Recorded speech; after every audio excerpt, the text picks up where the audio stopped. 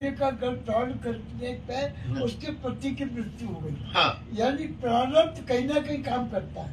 हाँ, प्रारब्ध भी है, लेकिन भाई साहब इसमें जो है प्रारब्ध हम जीवों का काम करता है, नारायणी जीव नहीं है। अच्छा, परिकर है, और परिकर जो है लीला के कारण ऐसा करते हैं। अच्छा हाँ। मैं समझा कि वो नहीं, जीव हम के रूप में। जीव जो है वो कर्म बंधन में फंसा हुआ है। हम जैसा कर्म करेंगे वैसा फल मिलेगा, ये जीव के लिए है, लेकिन ये राम जी के लिए नहीं है कि राम जी ने ऐसे।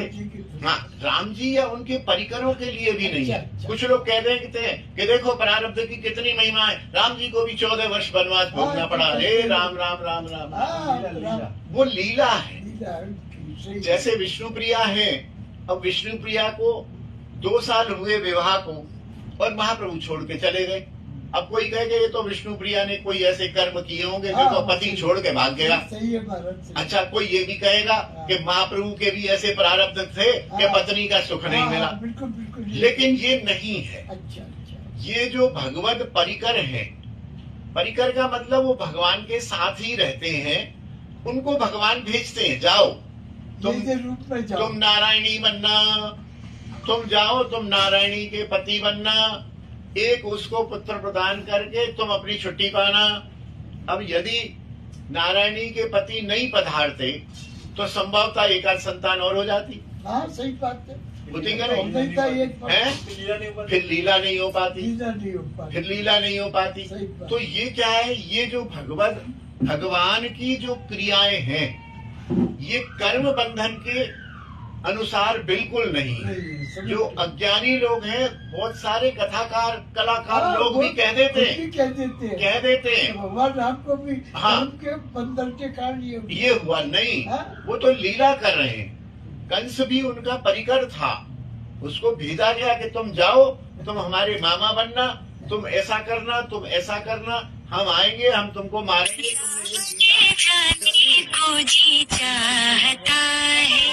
जिज्ञासा अब कर दिया। हाँ नहीं, ये बहुत अच्छा प्रश्न आपने पूछा है। मन में घूम रहा था। नहीं, भगवान चैतन्य महाप्रभु, जैसे चैतन्य महाप्रभु साक्षात कृष्ण है। हाँ? तो अच्छा कहने को उनकी माता भी पधारी। हाँ? महाप्रभु के भी तो पिता पधार गए बहुत जल्दी। सही बात। तो कह देखो किसके कितने, पत्नी को भी छोड़ दिया, पत्नी कितनी किस्मत खराब थी कि पिता मारे गए। हाँ? तो ये नहीं, ये कहना भी मतलब अपराध है। ठीक है, क्योंकि ये सारी लीला चलती है, ये लीला है भगवान की। और भगवान के अंश जो होते हैं, जैसे मीराबाई है, मीराबाई को दिखाया गया वो किसकी बहू पत्नी की जो था, कौन थे, राजघराने की है, राणा जी। लेकिन वास्तव में वो तो सत्यभामा का अवतार है, वो भी। हाँ, मीरा जी सत्यभामा का अवतार है।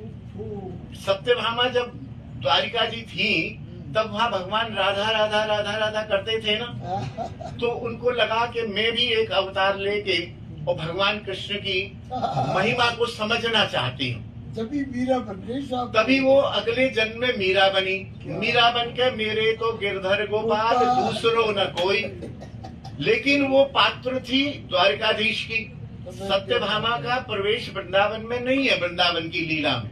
अच्छा, बिल्कुल नहीं है, मना किया हुआ। मना नहीं, वो है ही नहीं ना। वो मतलब जैसे अलग अलग क्षेत्र के पात्र हैं ना, वो द्वारका लीला की पात्र हैं, ये ब्रज लीला है। तो ब्रज लीला का उसको आस्वादन तो करा दिया ठाकुर ने। यहाँ आई भी आई थी और गिरधर गोपाल को लेके खूब डोली भी, खूब भजन भी किया। अच्छा, वो जीव नहीं थी, इसका प्रमाण ये है कि विष का प्याला पिया, नहीं मरी। शालिग्राम सांप आया और शालिग्राम बन गया, कुछ नहीं हुआ।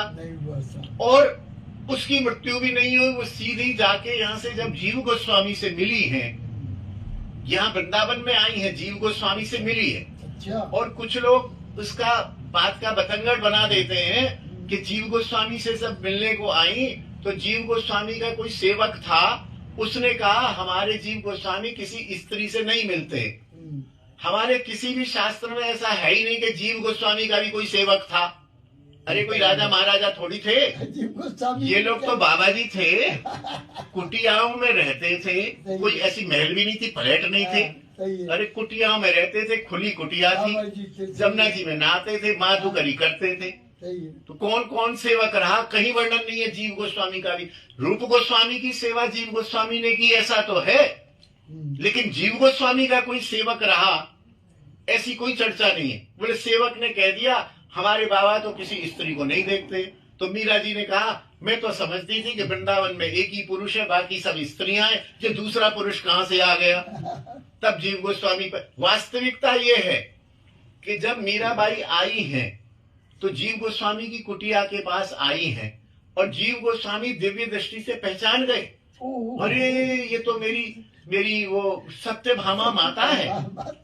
आओ माते, आओ आओ माते, आओ आप आओ आओ, बड़ी कृपा की आपने, प्रणाम किया है जीव गोस्वामी ने। भाई कृष्ण की पत्नी तो है पूर्व जन्म की, और अब भी वो मेरे तो गिरधर गोपाल कर रही है, तो प्रणाम किया है जीव गोस्वामी ने और कहा है माता बताइए कैसे आना हुआ। बोले जीव गोस्वामी मैंने बहुत नाम सुना है आपका और आपको तो भगवत प्राप्ति है, मेरे गिरधर गोपाल कहाँ मिलेंगे।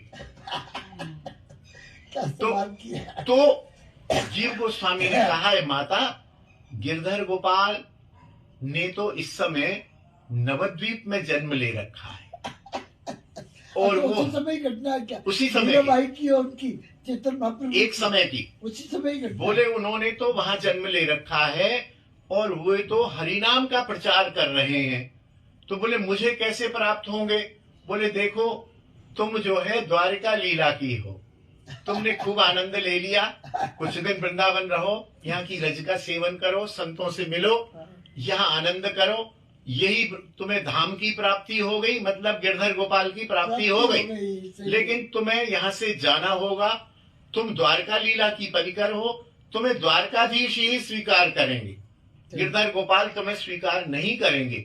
तो बोले महाप्रभु का परिचय बताओ। तो महाप्रभु का कुछ परिचय बताया है।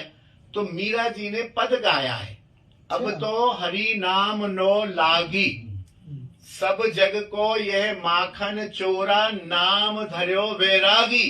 कहाँ गई वे माखन मिश्री, कहाँ गई वो लकुटी, ऐसा पूरा लिखा है। और वो लोग गौर गोपाल की दासी मीरा, अब तो भाई उदासी जाने, ऐसा पूरा पद है। अब तो हरि नाम लो लागी।